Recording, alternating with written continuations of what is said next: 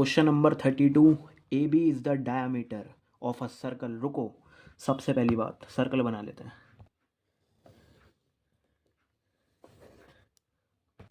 जिसमें सबसे बड़ी कोड मतलब डायमीटर, जो कि यहीं पे आएगा, उसका नेम दे रखा है ए बी। बेटा नेटवर्क तभी बिल्डअप होता है तब आप एक एक स्टेप पे वर्किंग करो। So A B is the diameter of a circle and, और ए सी भी है, इतना पता है, बस यहाँ से स्टार्ट हुआ होगा। आई डोंट नो सी कहाँ है, तो ये सारा बताएंगे यार। ए सी इज है इट्स, इट्स मतलब इस सर्कल की, क्योंकि पहले जिक्र ही सर्कल के बारे में हुआ है कि A B is the diameter of a circle and A C is its, इस सर्कल की। ए सी क्या है? कोड है। यार कोड तो बना दूंगा, यहाँ भी बन सकती है। कैसे कैसे बन सकती है कोड, बताना एक बार। सर ए से कहीं भी आप दूसरे सर्कमफेरेंस तक टच करवा दो। वो एक्चुअली क्या है यार, ये सारी लाइंस भी ना कोड ही हैं। वो कह रहा है ए सी, तो कहीं भी हो सकती है ये कोड। ए से ही स्टार्ट करवानी है ना। देखो किसी एक पॉइंट से स्टार्ट कर रहे हैं और ना जाने सी का है, तो जी इस पूरे कहीं पे भी भटक सकता है यहाँ पे सी वाला पॉइंट। स्टार्ट लेकिन ए से ही होगा, स्टार्ट लेकिन ए से ही होगा। चेक करते हैं, कुछ तो मैनर दी होगी कि किस तरह से। सच डैट कि जी बी ए सी जो बनेगा, रुको बी ए ऊपर जाऊंगा मैं लेके, क्योंकि हम लोग जिस तरह से देखते हैं फिगर को वैसे ही बनाते हैं। मैं चाहता तो ए बी ऐसे भी बना देता, पर अंडरस्टैंडिंग ही हम लोग शुरू से ऐसे करते आए हैं। तो बी ए सी कितना है? 30 डिग्री। देखो यार एक जेन्युइन सी बात, तुम यहाँ सी बना लो, कोई दिक्कत नहीं है, पर जब तुम्हें पता है वो 30 डिग्री का एंगल नीचे छोटा होता है, तो यहाँ तुम्हें सी यहीं बनाना चाहिए। जब एग्जाम में 90 कह रहा है तो स्ट्रेट जाना, और जब वो कह रहा है 30 डिग्री, तो प्लीज़ एक अंदाजा भी तो होता है इंसान का। तो 60 डिग्री कह रहा है, एक सेकेंड, 30 कह रहा है ना, तो जी देखो थोड़ा थोड़ा सा ना आपको नीचे की साइड बनाना है। मैं ये नहीं कह रहा कि जी मेज़र करके बनाओ, पर नीचे बनाना, इसके पीछे भी रीज़न है। चेकिंग करो बी ए सी और बीच में आता है एंगल और कहो 30 degree.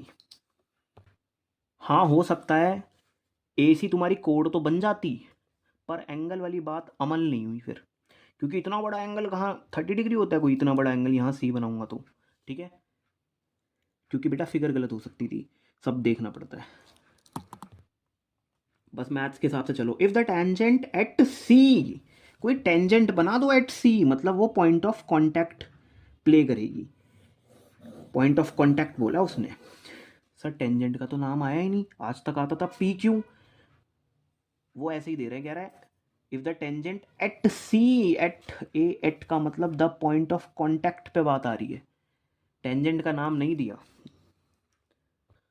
So if the tangent at C, जो कि इंटरसेक्ट कर रही है, अब इस टेंजेंट के ऊपर बात आई हुई है, किसको इंटरसेक्ट कर रही है? A B. ए बी को कैसे सर इंटरसेक्ट कर जाएगी? नहीं, मुश्किल ही बहुत है। नहीं सर कर तो जाएगी, अगर आप इसे ऐसे मिला दोगे ना, ए बी को कर जाएगी इंटरसेक्ट। पर क्या सी फिर वो टेंजेंट रहेगी क्या? ये तो सर्कल के अंदर से जा रही है, ये तो सर्कल के अंदर से जा रही है, तो सेकेंट हो जाएगी।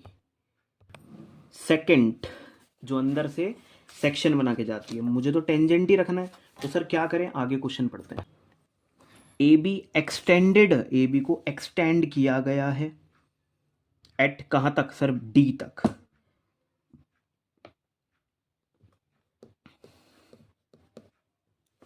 एट डी तक।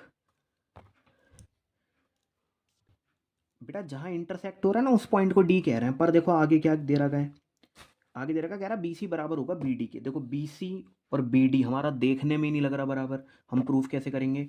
तो क्या करूं, जैसे ये जो बी सी है ना वो थोड़ा सा इक्वल सा तो लगे, तो क्या करना चाहिए मुझे? एक्सटेंशन पावर को आगे करना चाहिए, फिर सी से, यानी कि सर गलती नहीं है, बस टेंजेंट ऐसे बनाओ कि थोड़ी सी सी से पास कर जाए। मैं रब वगैरह करता हूँ फिर ठीक करता हूँ। कहने का मतलब ये भी डिस्टेंस, ये भी डिस्टेंस देखने में ठीक लगे। क्या हो गया, सी जो टेंजेंट होती है वो कैसे भी मूव कर जाए, बस अंदर ना मूव कर जाए, वो सेकंड बन जाएगी। ठीक है, तो थोड़ा सा विजुअल्स ठीक हो जाए, अभी करते हैं। तो मैं अब टेंजेंट, क्या सी पॉइंट पे नहीं है क्या टेंजेंट? है सर। और ए बी को एक्सटेंड करा डी तक। तो अब हुआ क्या सर, ये जो बी सी नहीं है, बी सी उसे इक्वल करना है बी डी के, उसे इक्वल करना है। ये दो साइडें इक्वल करवा देना। अगर ये एंगल इक्वल करवा सको ना तो कह देंगे फिर हम लोग कि जी अगर एंगल ही बराबर है तो उनकी सामने वाली साइडें भी बराबर होंगी।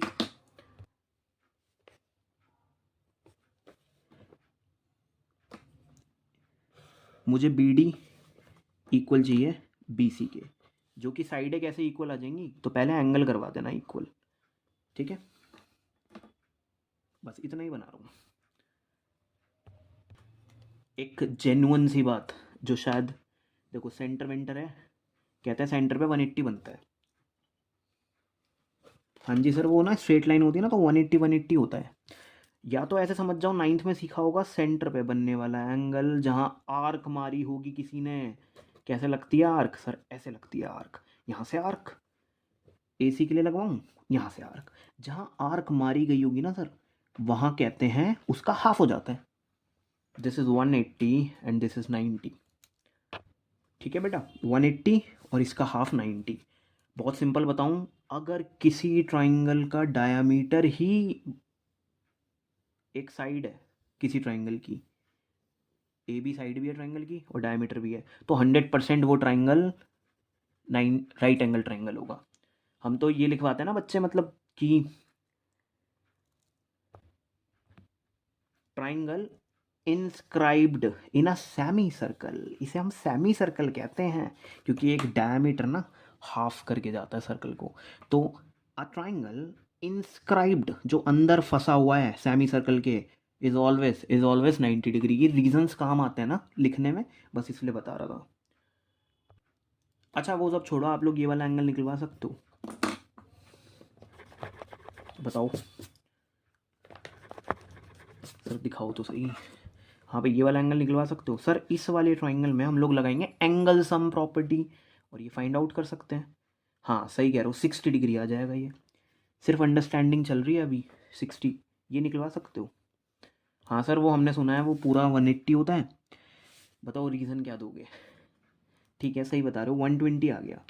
रीज़न क्या दोगे। ठीक है, मिलके 180 बना रहे हैं सर, लीनियर पेयर, डन। ठीक है, ये दोनों ना जाने कितने होंगे, दोनों एंगल को इक्वल करवाना है बस।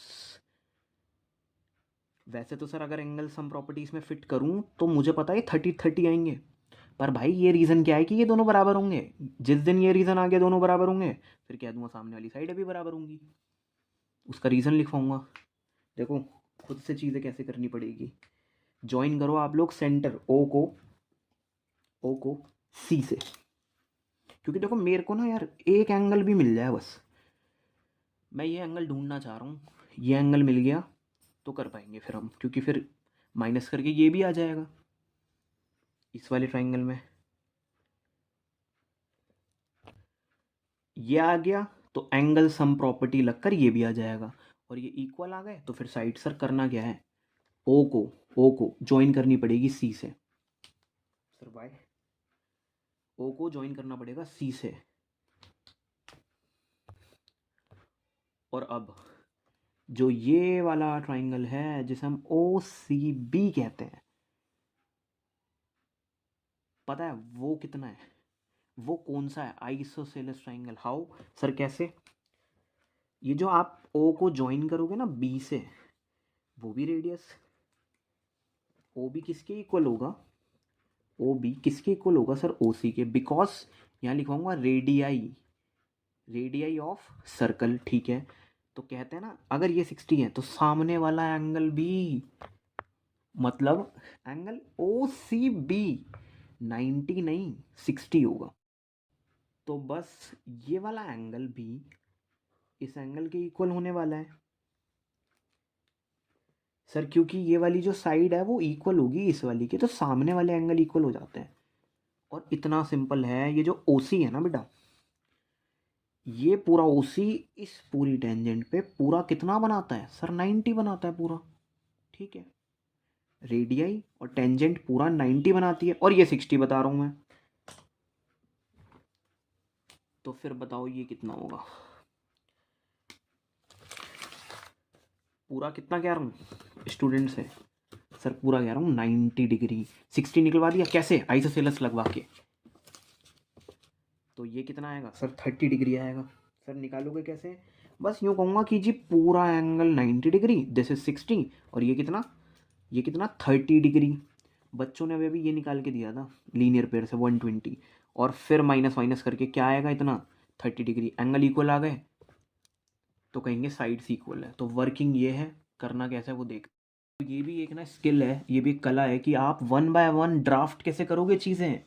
मेरे हिसाब से जैसा तुमने अंडरस्टैंडिंग प्रोसेस में किया था, पहले इस वाले ट्रायंगल में थे, तो बस इनसे कहो कि in triangle A C B क्या था, पहली चीज़ क्या थी सर, ये 90 बनेगा। मैंने क्या करा, एंगल ए सी बी को बीच में डाला और कहा 90, और रीज़न दिया क्योंकि ट्रायंगल है इन अ सेमी सर्कल। ठीक है, डन। अब यार इसी में एंगल सम प्रॉपर्टी लगवाई थी और तुम लोगों ने एंगल बताया था। आ जाओ, हेडिंग दे दी ना एक बार, in triangle A C B, उसी में हूँ ना, दोबारा नहीं दूंगा। इनके नाम दो बस, A C B, C B A, C A B, बीच में एंगल फंसाओ, उनके नाम आ जाएंगे। अब जिसकी वैल्यू दी है वो रख दो। अच्छा वैसे ना नोटिस करना, सी ए बी तीनों घूम फिर के, तीनों एक एक बार बीच में आ जाएंगे। ठीक है, मैं इस वाले ट्रायंगल में हूँ, बड़े वाले में। वैल्यू डालो, एंगल ए बी सी आ गया 60। कुछ बच्चे कहते हैं सर ए सी तो इस टेंजेंट पे 90 तो बनाएगी, नहीं यार वो रेडियस नहीं है ए सी, तो इस चीज़ का ध्यान रखना। अब क्या करूँ, चलो ये आ गया 60। नेक्स्ट स्टेप क्या था हमारा, हम लोग कह रहे थे ये जो ओ सी है ना परपेंडिकुलर होगी। सर टेंजेंट का तो नाम ही नहीं है, सी डी कह लो, बात एक ही है, ऐसी पुकारते हैं हम लोग टेंजेंट को, क्योंकि ये कभी नेम नहीं दे पाती। ये तो वो है ना, मतलब लाइन है तो फिर कहीं पे भी एंड हो सकती है। इस पॉइंट से मैटर होता है यार। ये वाली गाथा लिखनी पड़ेगी कि tangent at a point on the circle, जो सर्कल पे है point, is perpendicular to the radius through, कहाँ से, पॉइंट ऑफ कॉन्टैक्ट से रेडियस तक 90 बनता है। अब मैं क्या करूँगा, मैं कहूँगा देखो ये 90 बन गया, याद है मेरे को इससे काम है, पूरा आ गया 90। चाहिए मुझे ये, तो कैसे कहूँ कि ये 60 होगा, कैसे कहूँ बताओ ये 60 होगा। अरे रेडियस लिखो, ओ सी बराबर होगा ओ बी के, बिकॉज वो कहते हैं ना रेडियाई ऑफ सर्कल। रेडियाई क्या होता है सर, ये बेटा रेडियस मतलब देखो, रेडियस अलग अलग हो सकती है किसी भी अलग अलग सर्कल की। ओ सी की 5 सेंटीमीटर है, ओ बी की भी तो 5 ही होगी, तो रेडियाई सिंगुलर टर्म बताई जाती है। मुझे पता है इस एक सर्कल में बहुत सारी रेडियस